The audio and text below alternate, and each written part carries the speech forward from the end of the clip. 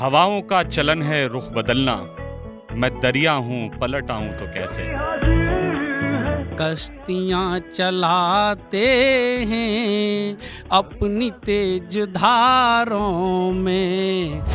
एक बार कह दो हमसे, तुम्हें प्यार है नहीं। सुबह मेहरों में आफताब नहीं, रोशनी फिर भी दस्तयाब नहीं। उसको उदास देखकर पहले खुशी हुई, पर फिर दिलो दिमाग में कोहराम मच गया। कवि हाजिर है बरोज हफ्ता रात 8 बजे और बरोज इतवार रात 9 बजे सिर्फ डीडी उर्दू पर।